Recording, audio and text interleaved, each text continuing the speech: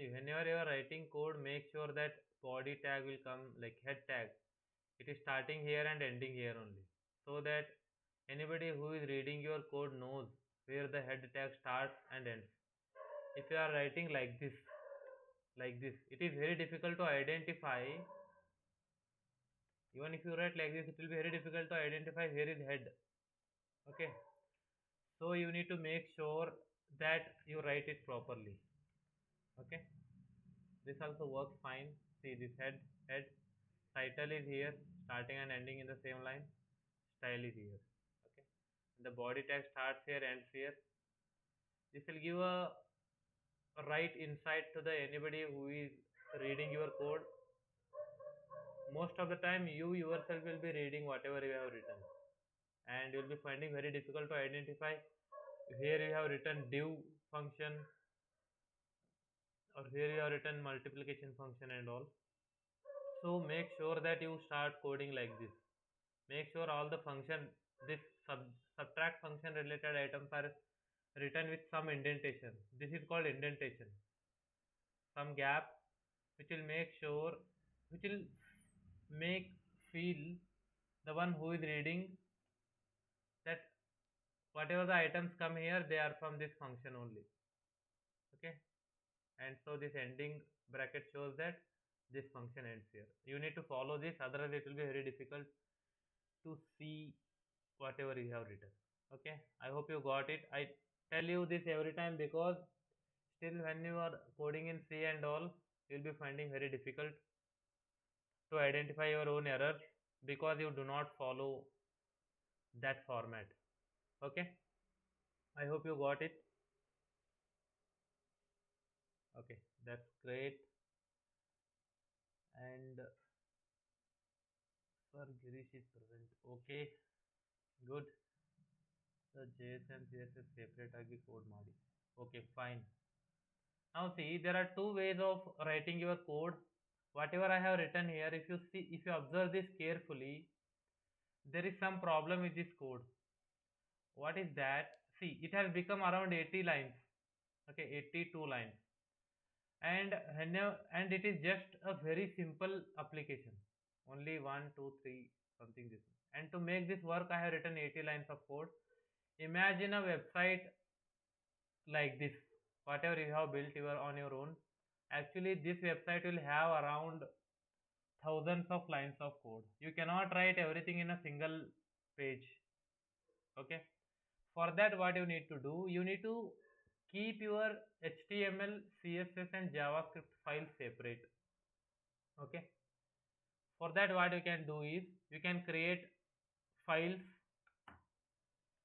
It is not that you should create, you must create your file name with style only. You can write your own name, or you can just write my styles or something. It can be your file name dot css, but make sure that it will have dot css name. Okay, this way. Let me delete these two files. I think they are of no use. I don't want you to confuse by having so many files here. To recycle this. Okay. You see, this is our index file, this is our my style file, and my scripts. It is not that you should write my script only. You can write whatever you want. I can write sc or script scripts dot js. It can be anything. Okay. So whatever you are going to write here, that is going to be JavaScript code, and in this all CSS code, and here you will have only HTML code. I'll tell you how you can do that. See, now let me show you whether this style sheet will, this style is working or not. If you just write background, for that you need to write a body.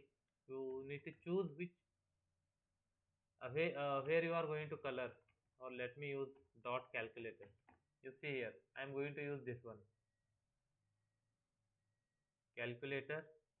I'm going to use class name. So for class name, we'll be using dot. You should know that.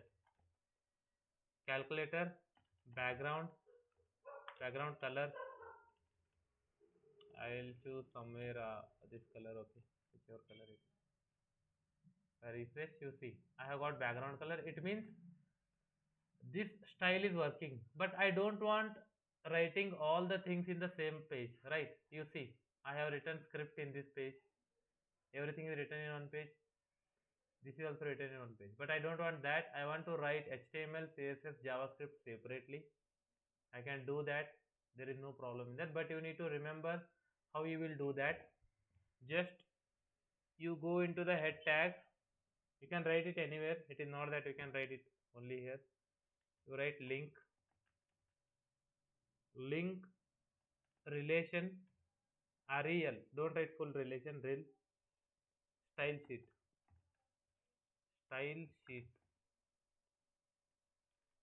style sheet, and then href. Href is nothing but hyper reference. You will write the file like whatever the name you have given here, my styles.css. Just name that my styles.css. Automatically this is showing. This is the advantage of using your VS Code. Okay, and just finish that link tag. And when you are closing the link tag, okay, you need to make sure that you will close it here. And I'll take out this one from here. I'll put it in this. You need not carry that style tag again. Just paste this part here. Let me remove this style tag. Okay. Imagine you have written file name wrong, and you come here and reload. You see, I'm not able to get that background here. It is because of file name is wrong. It is because file name is wrong. It should be my styles. My styles. Yes. Now it is correct. If I go and reload, you can see I am getting the background. So whatever I am going to write in this style sheet is going to work well here. Is going to work and it will be reflected.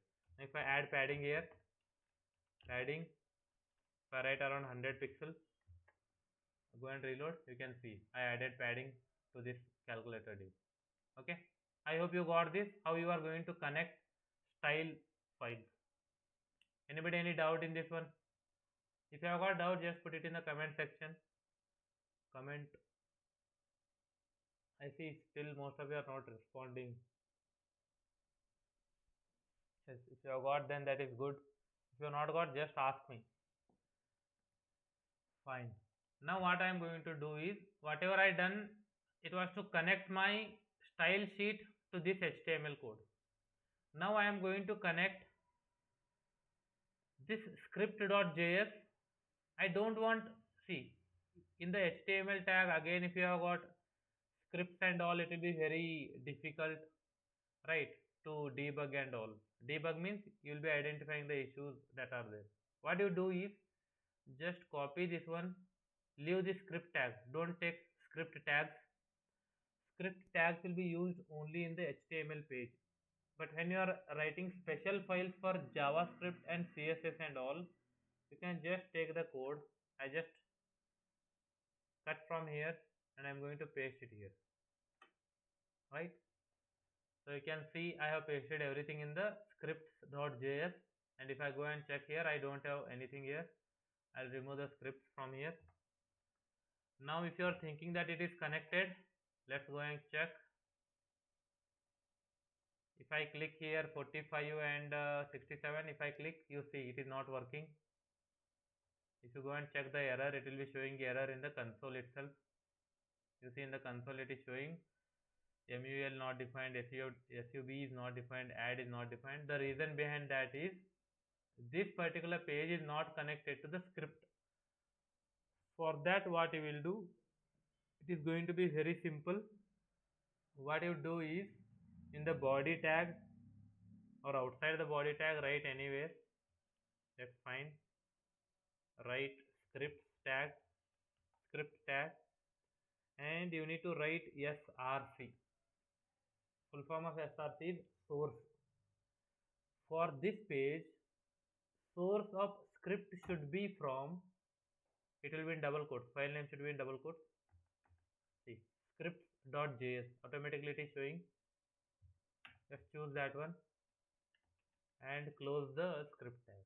If you have done this much, then you your HTML file should be connected to this particular file. This is actually the standard way of building applications. You cannot simply write everything in a single page and afterwards keep searching code for CSS in the same page. It will be very difficult, right? So what you can do is you can keep everything separate so that you know where the changes need to be done whenever you face some difficulties. Whatever we have built, it is very simple application. It is having only 3 files now. But if you look at the projects like Amazon website and all, they will be having files in thousands. Yeah, 1000 files. It will be very difficult to manage. That's why everything should be arranged well. Okay, I hope you got this much. Now we'll check whether our JavaScript is working or not. For that, what you will do, you will go to your application. Here you type 34, any number, not that you should write only 34. I have written 34 and 12. Click add, I am able to see 46. I click subtract, I am able to see 22.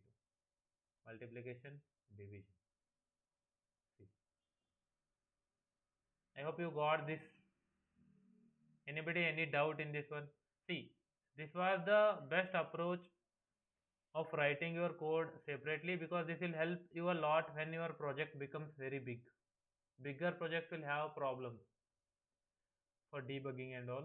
So you need to do this one. Okay, fine. Now you see, we need to handle all the cases. Initially we saw that if you are not writing anything here, it is showing add. If you add them, if there is nothing and if you add them, obviously it will ask you to enter a valid input. But yeah, this is correct, right? Now there is one more issue.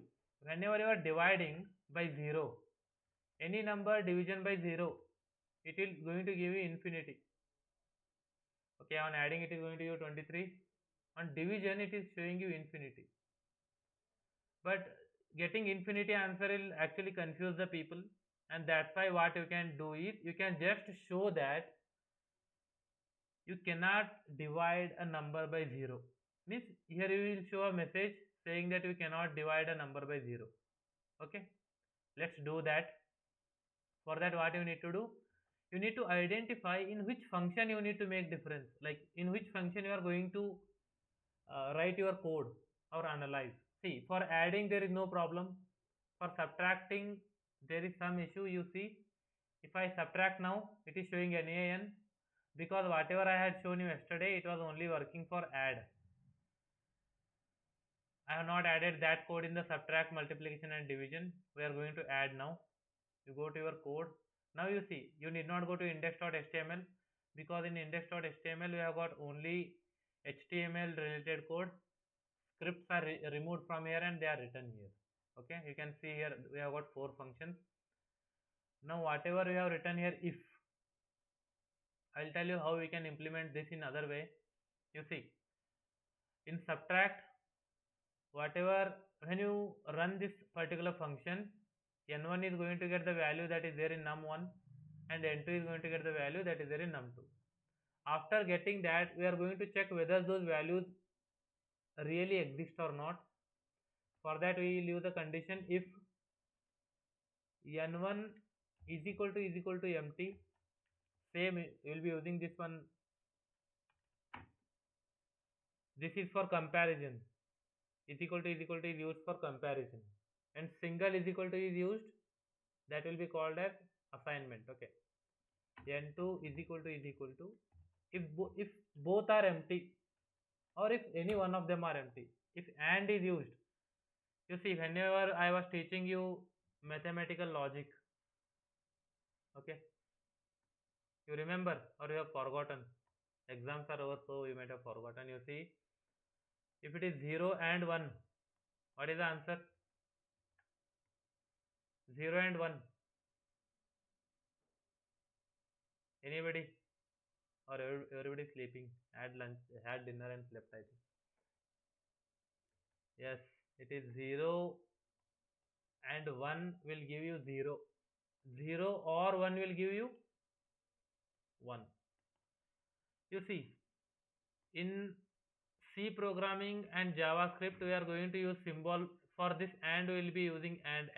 If one of them is wrong, if one of them is false, then we will consider the whole statement is false. That's what I am using here. I have written n1 is equal to empty and n2 is equal to empty. If any one of them is empty, then this condition is going to become false. Okay. Then what I will do, I'll take this one inside.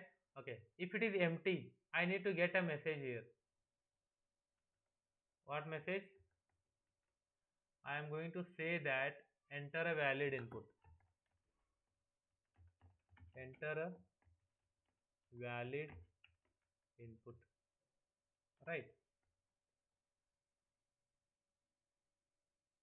Else. In this else part, we'll actually calculate and we'll tell you the answer. Okay. Control X to paste it here. And in this one, you just copy this, get it downside. Get it downside in this one, and you just show the answer. That's all. You need to understand this logic. If you don't understand the logic of this one, then very difficult to solve your problem. Okay. And I'll remove this one. In the initial condition, you see in the add function, what I have done, in add function I have checked this condition, but here I have checked this condition. What is the difference between this is, I am checking if n1 is not equal to, if n1 is not equal to empty, then I am going to add. If n1 is equal to empty and n2 is equal to empty, then I am going to show see, enter a valid input. Actually these both will work same. Let's go and check once in our application. Let me refresh. If I click, you see enter a valid input I am getting for subtraction. For addition I am getting enter valid input. There is little bit different because of this. I have written here enter valid input. Here I have written enter a valid input. Okay, both are fine. But whatever the message I am showing here, I don't want it to be in black color. Okay, I want it to be in red color, because any error message that you see, always it will be in red color, right? So how you can make it in red color? Yesterday I had told you that there is one more function called inner HTML, right? Inner HTML function. You can use inner HTML function, and here actually you can write HTML tags. I will write P. Okay. In this I will write style. This is inline styling. We'll call it an inline styling. Style. Why did it come? Color red. Okay, and it will show you enter a valid input. See, this is inner HTML. It means I am going to write HTML code here. Okay, but this should be in double quotes. That is what you need to do, and this also should be in double quotes. I think add it single quote.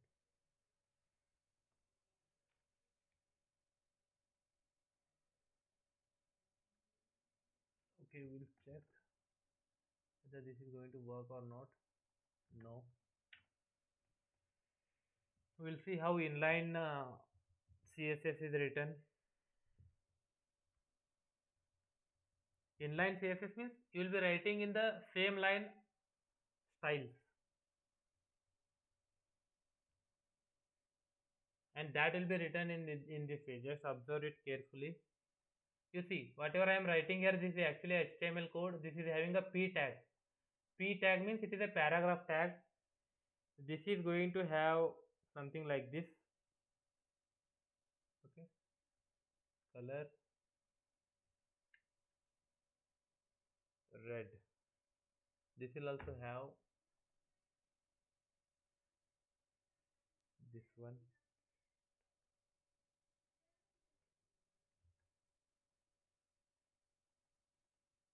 Okay, we are not able to change. Let's see what is the issue. You see, let me check whether this works or not.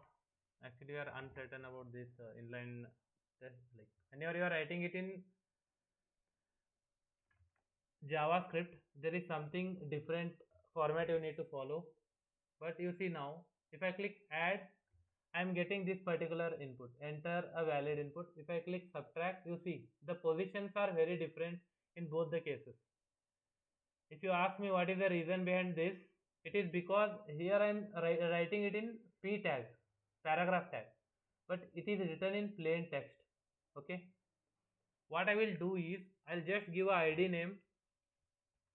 Id is equal to, you can't use double quotes here, I'll use single quote. If you are using double quote, what will happen? You see, if I write double quote, see this double quote is started here and it is ending here. So what we will consider is from here to here only is a string and everything is not a string after this. So you are getting a error here. So write it in single quote.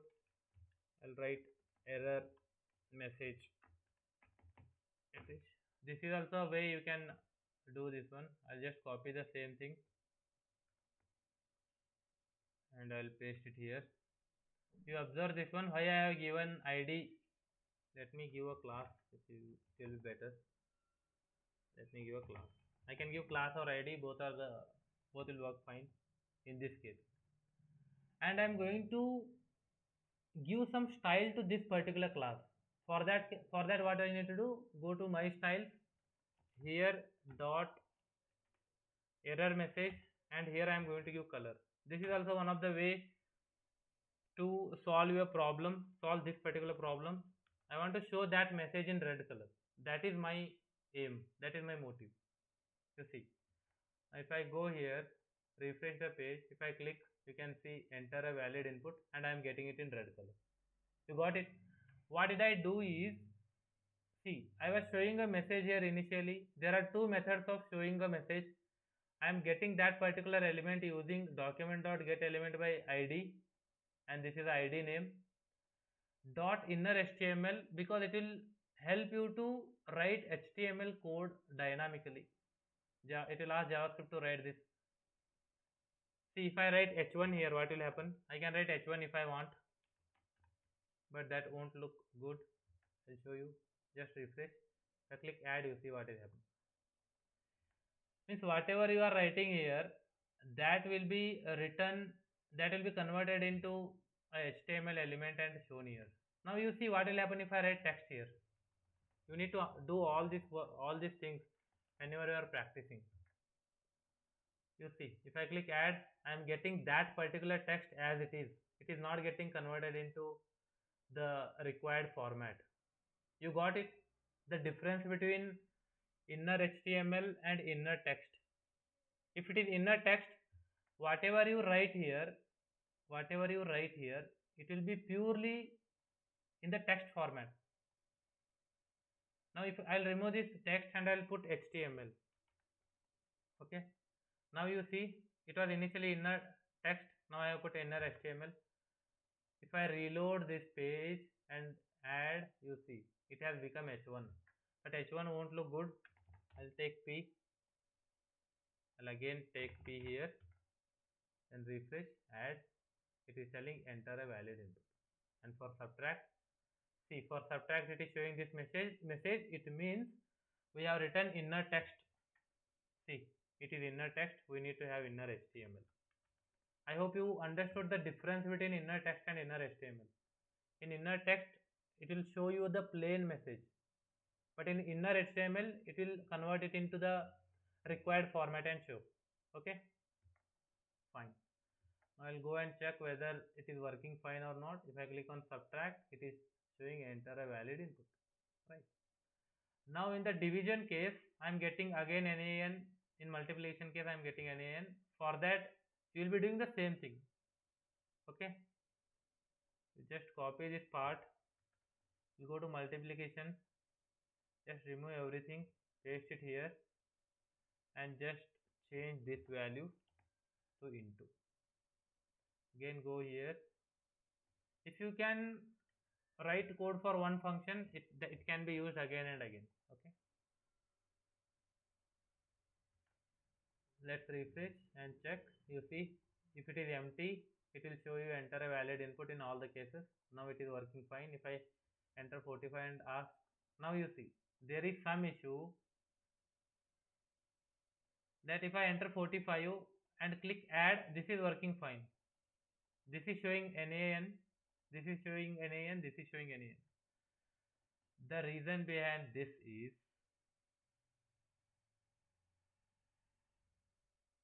see, in this case when I use not equal to, now you will understand why, what is the difference between not equal to. Whenever you are using not equal to, let's analyze this situation. You see, if you take this part, in this case, in this case, one is empty. Okay, so we'll go here, we'll write it in red color. N1 is equal to, N1 is equal to 45 and N2 is equal to what? Empty, right? N1 is equal to 45, N2 is equal to empty. In this case, if you run this line, I am showing you what is the problem here. If you run this line, now here it will get 45 and here it will get empty string. Okay. Now in N1, it is going to be N1 is equal to 45, and so you see this condition. If N1 is equal to empty and N2 is equal to empty. In that case only I am going to run this code, else the other code. You see what will happen here. Is it true? Is it true? I have got N1 is equal to 45 and N2 is equal to empty.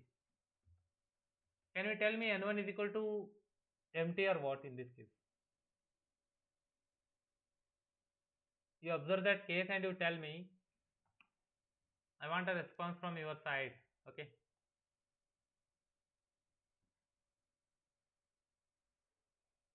So everybody is sleeping, I think. How many of you are here? 13, 12 are here in the class. So you did not understand what I said, right? You see, observe here carefully.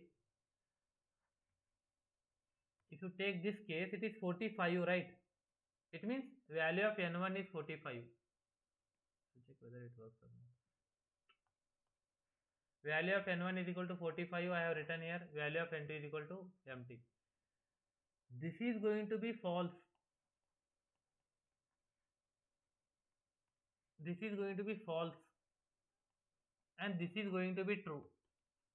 So false and true. What is the value? It is overall false. Okay. If it is overall false, obviously it will go to else, right? It will not solve. Okay, somebody has raised hand. It is 0. Yes, it is 0. This becomes 0, and so this if condition will not be executed. It will go to else part. In the else part, you can see that there is a calculation. num1, num2 will be calculated, and it will be printing num1 is equal to 45, num2 is equal to empty. Actually, you can't add both of this. You can't add both of this because of that you will get NaN, means not a number. So there is nothing much you need to do. What you need to do is you will put OR here. You will put OR. OR will solve the issue. You just analyze why OR will solve the issue. If you are using not and it is correct. It behaves in the same way. If you are using both are equal, in that case you will be using OR. You need to analyze this. It will take some time for you, I think, but you will understand. Now you will go and refresh, add, subtract, multiplication, divide. If I have got 35 here, add, subtract, multiply and divide. Now it is working fine. Initially it was just checking only one value and deciding that yes, calculation can be done, but now it is fine. Okay.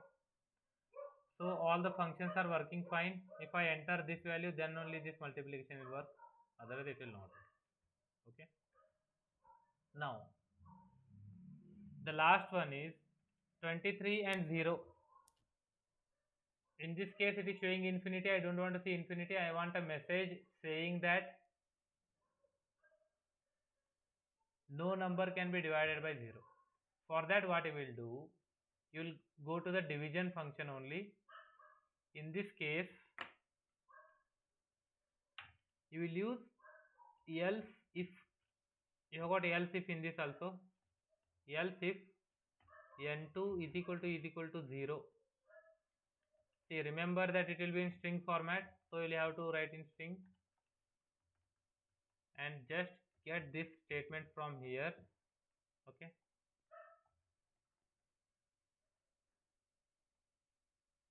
and here you write the message something different. Number cannot be divided by 0. You see here, initially we will check this. If they are empty, it will be showing this message. If second number is 0, then it will be showing this message.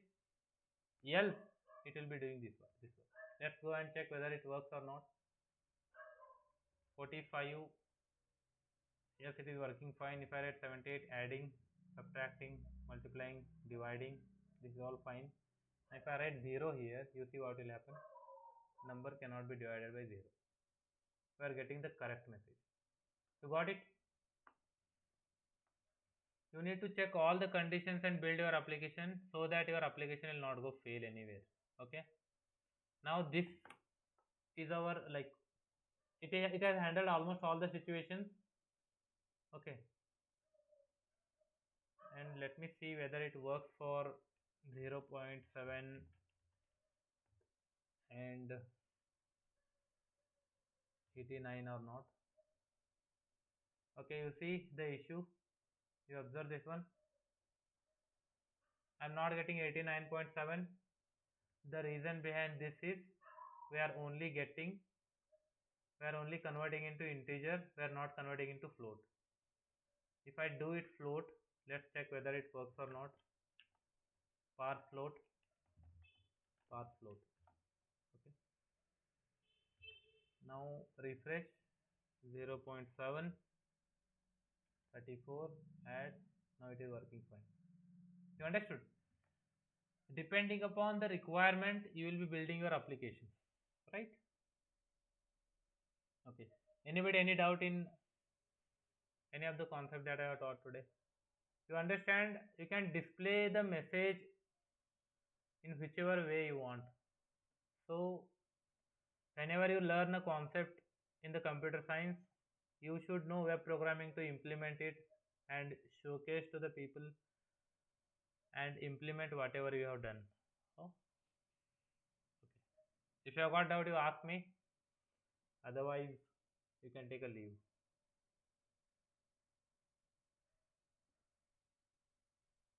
Okay, fine. I hope everyone of you understood. If you are not understood, just you message me. I am available. Okay, good night.